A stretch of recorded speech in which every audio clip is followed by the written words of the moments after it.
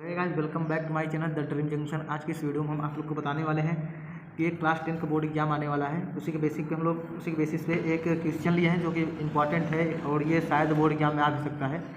तो क्लास 10 के लिए है, वो भी सीबीएसई बोर्ड, जो सीबीएसई बोर्ड्स पढ़ रहे हैं उनके लिए।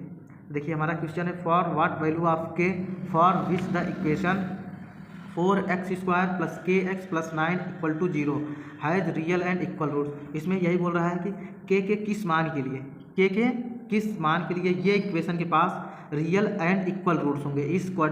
अब तुम लोग को पता होगा, जिस इक्वेशन की मैक्सिमम पावर 2 होती है, यानी कि वेरिएबल टर्म की मैक्सिमम पावर क्या हो, 2 हो, तो उसे क्या बोलते हैं, क्वाड्रेटिक इक्वेशन। वो अगर कोई इक्वेशन क्वाड्रेटिक इक्वेशन होता है तो उसके कितने रूट्स निकलते हैं, 2 रूट्स निकलते हैं। उसमें वही बोल रहा है इस इक्वेशन क्या है, ये क्वाड्रेटिक इक्वेशन है, क्योंकि इसका मैक्सिमम पावर कितना है, 2।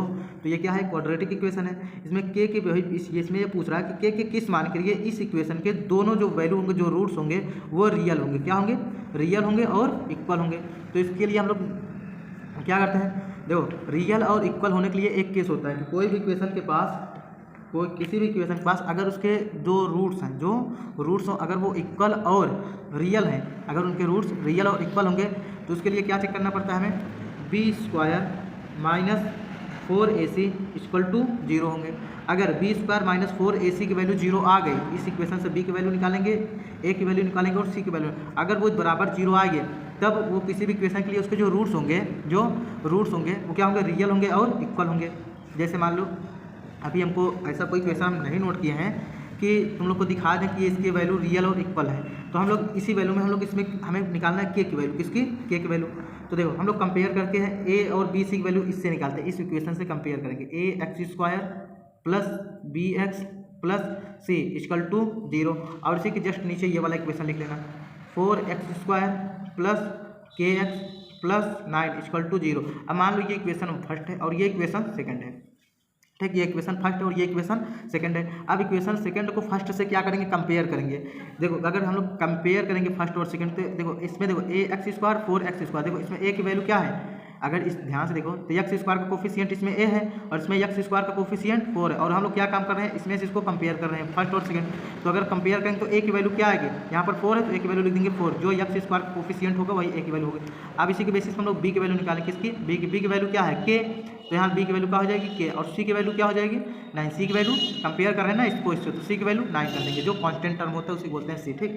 तो यहाँ से हम लोग किसकी वैल्यू निकाल, a की वैल्यू निकाल लिया, b की वैल्यू निकाल ली और c की वैल्यू निकाल ली। अब क्या का वैल्यू निकालना है, k का, यही k का क्या मान है।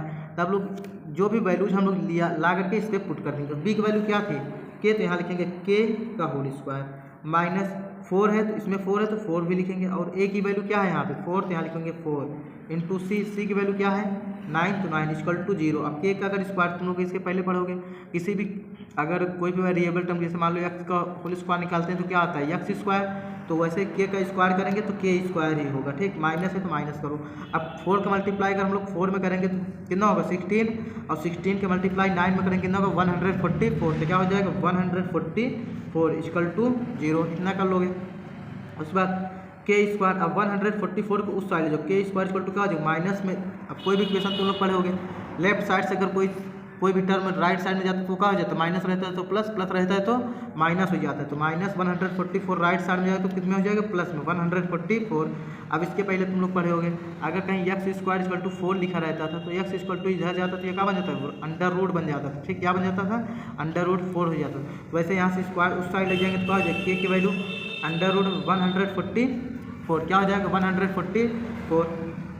और ये अब क्या है, ये 144 का स्क्वायर रूट तुम लोग पढ़े होगे, स्क्वायर रूट कितना होता है 12, क्या होता है 12, यानी कि अब इस k के स्थान पर अगर हम लोग 12 रख देंगे, क्या k के किस मान के लिए, अगर हम लोग k के स्थान पर क्या रख दें, यहाँ पर 12 रख दें, तो इस इक्वेशन के क्या होंगे, जो रूट्स होंगे वो रियल होंगे और इक्वल होंगे। अब मान लो तुम जैसे निकाल लिया k की वैल्यू, अब तुम्हें चेक करना है कि ये सोल्यूशन हमारा सही है गलत। अब इसी को ले जाकर के इस पर रख दो, k की वैल्यू क्या करो, इस इक्वेशन में पुट कर देंगे। तो चलो पुट करके देख भी लेते हैं, अगर मान लो कमेंट नहीं कमेंट करेंगे, तो हम लोग क्या करेंगे, के की वैल्यू ले जाकर के इस पर पुट करेंगे। देखो क्या है इक्वेशन हमारा, 4x² + kx + 9 = 0। के की वैल्यू क्या निकाले, 12। अब के स्स्थान पर रख देंगे 12, 4x² + k की वैल्यू क्या है 12, x हो जाएगा, 12 × x कर दोगे, +9 = 0, तो क्या है 4x² plus 12x plus 9 equal to 0। अब क्या करेंगे हम लोग, इसे फैक्टराइज करेंगे। क्वाड्रेटिक इक्वेशन सॉल्व करना जानते हो ना। देखो हम लोग क्या कहते हैं, कोई भी क्वाड्रेटिक इक्वेशन सॉल्व करने के लिए एक्स स्क्वायर का जो कोफिशिएंट होता है उसका मल्टीप्लाई कर देते हैं जो लास्ट वाला टर्म होता है, यानी कि जो कांस्टेंट टर्म होता है। अब इस 4 का मल्टीप्लाई किस में कर देंगे, 9 में। तो 4 का मल्टीप्लाई कर लो 9 में करेंगे, कितना आएगा 36। अब इस 36 को ऐसे दो पार्ट में हमें तोड़ना होगा क्योंकि सभी प्लस में है, तो जोड़ने पर क्या है, ऐड करने पर 12 आना चाहिए। इसमें क्या ऐड, इसमें कितने कर सकते हैं, 36 को 6 का मल्टीप्लाई 6 में कर दे, किसमें 6 का मल्टीप्लाई 6 में कर दें। अब देखो इन दोनों को ऐड करेंगे तो कितना हो जाएगा, 12 हो जाएगा। इन दोनों को ऐड करेंगे 12 हो जाएगा और इन दोनों को मल्टीप्लाई करेंगे 36 आ जाएगा। इसलिए इसके स्थान क्या लिख सकते हैं, 4x square plus 6x plus 6x plus 9 equal to 0। अब देखो इसके बाद चेक करेंगे इस टर्म में और इस टर्म, दोनों टर्म में कॉमन क्या हमें मिल रहा है। ध्यान से देखोगे तो x कॉमन मिल रहा है और 2 कॉमन, यानी कि 2x कॉमन ले लेंगे तो यहाँ कितना हो जाएगा 2x।